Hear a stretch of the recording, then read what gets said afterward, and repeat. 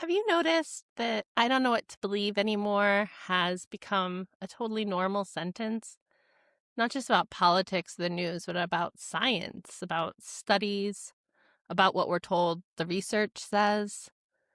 And I've been hearing it a lot lately from friends, from smart people, people who want to do the right thing, but they feel like the guidance changes or the headlines overpromise, or one week something is proven and the next week it's not. So today I want to take a break and talk about something called the replication crisis, and more importantly, how people are trying to fix it. This episode is slightly different in format. I'm going to use a few short clips from an episode of Planet Money hosted by Mary Childs and Alex Horowitz-Ghazi. The episode follows an economist named Abel Brodeur and his project, the Replication Games. Think of it like a hackathon where teams try to reproduce the results of published research to see if it holds up. I'll play a clip, then I'll pause and unpack what it means, why it matters, and what I think we should do differently when we hear a new study shows. Quick note, Toni's out for a couple weeks, so it's just me today. Okay, let's get into it.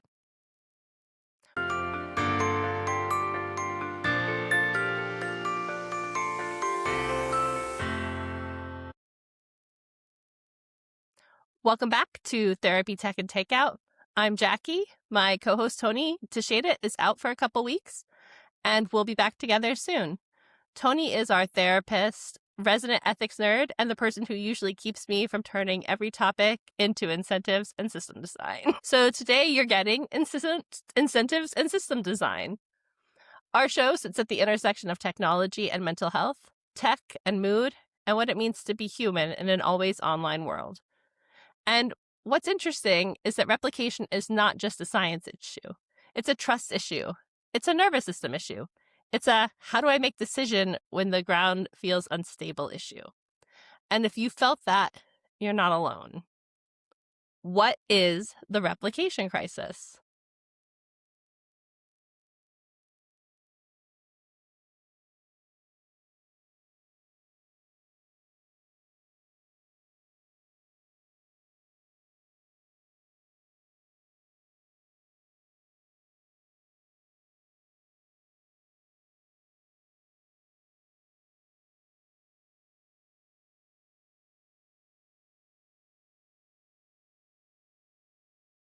Okay, so that's the cleanest explanation. Technology made it easier to crunch data, and then we started checking. And a lot of results did not hold up. Let me translate that into everyday language. Replication is basically asking if someone else follows the same steps, do they get the same outcome? And in science, that's the whole point. If something is true, it should show up again. Now, I want to be careful here because people hear replication crisis and jump to science is fake. That's not the move. A more accurate takeaway is science is a human system.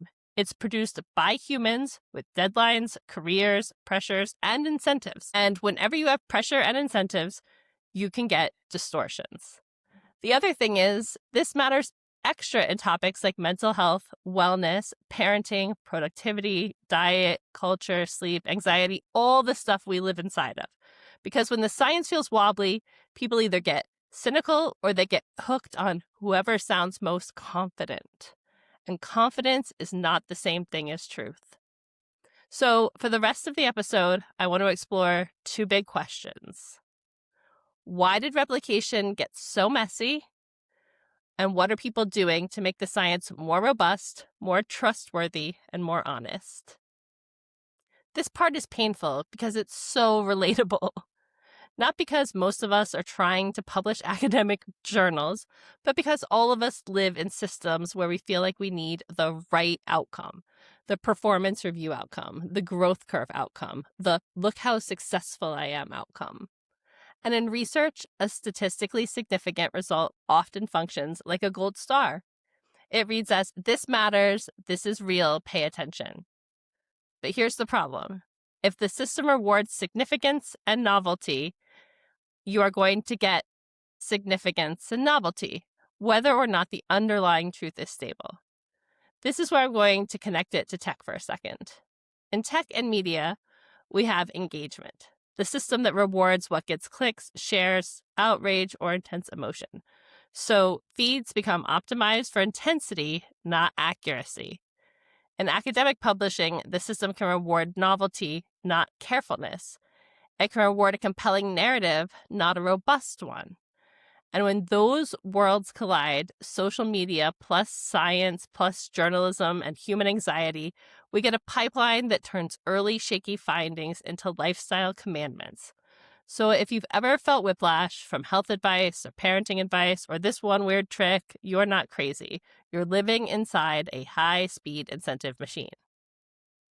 That moment right there is the nervous system of the whole story. You can hear the dopamine hit. I did it. I got the result. And then the come down. Wait, what did I just do?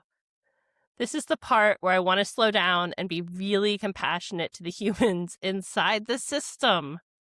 Because most people are not cartoon villains twirling their mustaches like I will manipulate science. It's usually more subtle. I've worked on this for months. My career depends on publishing. Everyone expects the effects to be there. Maybe I just need to look at it one more way. And it's not always conscious. It becomes a series of tiny choices that add up. This is also why trusting science as a slogan doesn't fully work anymore, because people are not reacting to the idea of science. They're reacting to the feeling that the system can pressure outcomes. And that's an important distinction.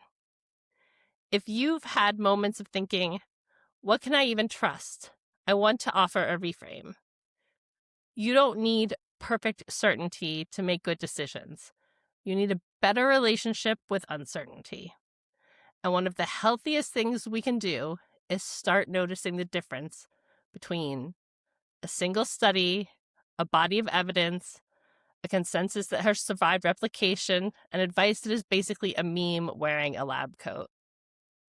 Okay, first of all, that analogy is hilarious. Second, it's dead accurate. Published research is a cleaned up narrative. It's the best outfit, best lighting, best angle version. But behind it are choices. What data got excluded? What model got run? Which variables were included? How many things were tried before the final version appeared? That's not automatically bad. Exploration is part of research. The issue is when the cleanup hides the mess in a way that changes what we think is true. And this is where replication becomes an act of transparency. Replication says, show me the steps, show me the kitchen, not just the plated dish. In tech terms, this is like reproducible builds, audits, version control, logging, monitoring, incident postmortems. You don't build reliable systems by insisting failures don't exist. You build reliability by expecting failure and designing for detection, correction, and learning.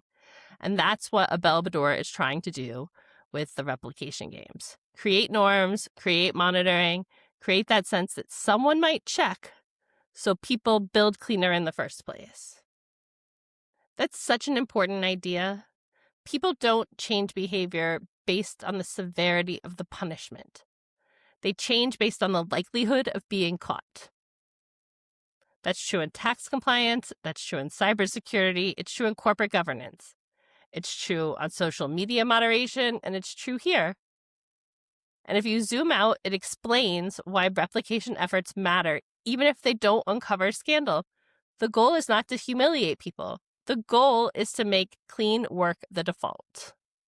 Now, let's bring this back to the everyday listener, because that's what we do on the show. Here's what I want you to take from this. Be skeptical of single study certainty. If a headline is screaming certainty, your brain should whisper, replication? Look for converging evidence. Multiple studies, different populations, different methods, same direction. That's where confidence should come from. Notice the incentives. Who benefits from this being true? What gets rewarded? Publications, clicks, sales, ideology? Let your nervous system have a role, but not the steering wheel. When the information feels unstable, anxiety looks for a savior, someone confident, someone absolute.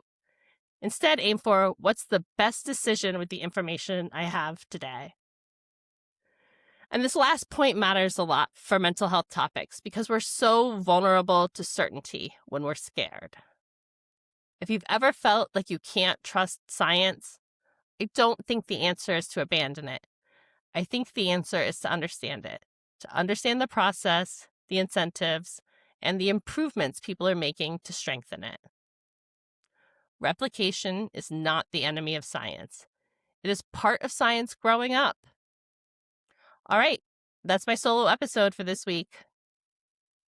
If you want the original reporting and the full story, go listen to Planet Money from NPR, hosted by Mary Childs and Alex Horowitz-Ghazi.